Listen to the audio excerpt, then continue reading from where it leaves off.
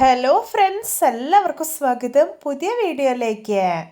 ഇന്ന് ഞാൻ വന്നിട്ടുള്ളത് റവ കൊണ്ട് തയ്യാറാക്കാൻ പറ്റുന്ന നല്ല രുചികരമായിട്ടുള്ളൊരു സ്നാക്കായിട്ടാണ്. പുറമേയൊക്കെ നല്ല ക്രിസ്പിയും ഉള്ളൊക്കെ സോഫ്റ്റും ആയിട്ടുള്ള റവ നെയ്യപ്പാണ് കേട്ടോ ഉണ്ടാക്കാൻ പോകുന്നത്. വീഡിയോ കണ്ടിട്ട് ഇഷ്ടപ്പെടുവാണെങ്കിൽ ലൈക്ക് ചെയ്യുക, ഷെയർ ചെയ്യുക, കമൻറ്റ് ചെയ്യുക, ചാനൽ സബ്സ്ക്രൈബ് ചെയ്യാനും മറക്കരുതേ. പിന്നെ ഫേസ്ബുക്കിലൂടെയാണ് വീഡിയോ കാണുന്നതെങ്കിൽ പേജ് ഫോളോ കൂടി ചെയ്യണേ. ഒപ്പം നമുക്ക് നേരെ വീഡിയോയിലോട്ട് പോവാം. ഞാനിവിടെ മിക്സിയിൽ ഒരു വലിയ ജാർ എടുത്ത് വെച്ചിട്ടുണ്ട്. ഇതിലോട്ട് ഒരു ഗ്ലാസ് റവ ഇട്ട് കൊടുക്കാം. വറുക്കാത്ത റവയാണ് ഞാൻ എടുത്തിട്ടുള്ളത്. നിങ്ങളുടെ കയ്യിൽ ഇനി റോസ്റ്റഡ് റവയാണുള്ളതെങ്കിൽ അത് എടുക്കാവുന്നതാണ്.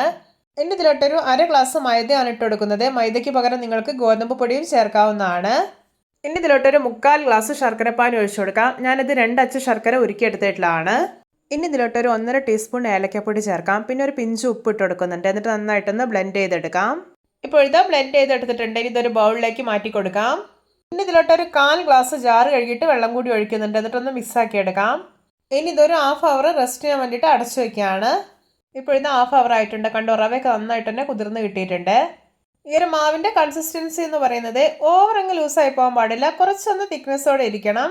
മാവ് ഓവർ ലൂസായി പോയാലും നല്ല കട്ടിയോടെ ഇരുന്നാലും നമുക്ക് നല്ല പെർഫെക്റ്റ് ആയിട്ടുള്ള നെയ്യപ്പം ഉണ്ടാക്കാൻ പറ്റില്ല. അതുകൊണ്ട് വെള്ളം ഒഴിക്കുമ്പോൾ പ്രത്യേകം ശ്രദ്ധിക്കണം. ഇനി ഇതിലോട്ട് കുറച്ച് തേങ്ങാക്കൊത്ത് നെയ്യിലൊന്ന് ഫ്രൈ ചെയ്തെടുത്തിട്ടുള്ളതാണ്. അതുകൂടി ഇട്ട് കൊടുക്കാം. എന്നിട്ടൊന്ന് മിക്സാക്കി എടുക്കാം. ഈ തേങ്ങാക്കൊത്തിന് പകരം നിങ്ങൾക്ക് കാഷ്നട്ടൊക്കെ ഫ്രൈ ചെയ്ത് ചേർക്കാവുന്നതാണ്. ഇപ്പോൾ ഇതാ മാവ് നല്ല പെർഫെക്റ്റ് ആയി തന്നെ മിക്സാക്കി എടുത്തിട്ടുണ്ട്. ഇനി എത്രയും പെട്ടെന്ന് തന്നെ റവ നെയ്യപ്പം ഉണ്ടാക്കിയെടുക്കാം. അതിനായിട്ട് ഞാനിവിടെ ഒരു കടായിൽ എണ്ണ ഒഴിച്ച് നന്നായിട്ട് ചൂടാക്കി എടുത്തിട്ടുണ്ട്. ഇനി ഒരു തവി മാവ് ഇതിലോട്ട് ഒഴിച്ചു കൊടുക്കാം.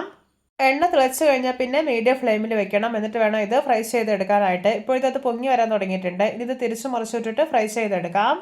ഇപ്പോൾ ഇതാ 2 സൈഡും നല്ല പെർഫെക്റ്റ് ആയിട്ട് തന്നെ മൊരിഞ്ഞ് നല്ലൊരു ബ്രൗൺ കളർ ആയിട്ടുണ്ട്. അപ്പോൾ ഇത് പാകമായിട്ടുണ്ട്. ഇതിന് എണ്ണയിൽ നിന്ന് കോരി മാറ്റാം. ഇതാ നമ്മുടെ രുചികരമായിട്ടുള്ള റവ നെയ്യപ്പം റെഡി. നോക്കിയേ, കാണുമ്പോൾ തന്നെ കൊതി വരുന്നില്ലേ? ഇതുപോലെ മറ്റുള്ളതെല്ലാം റെഡിയാക്കി എടുക്കാം.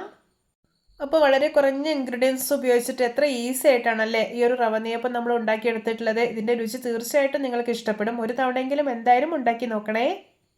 ഇപ്പോൾ ഇതാ രണ്ടാമത്തെ റവ നെയ്യപ്പവും അടിപൊളിയായി തന്നെ റെഡിയാക്കി കിട്ടിയിട്ടുണ്ട്. ഇതും എണ്ണയിൽ നിന്ന് കോരി മാറ്റാം.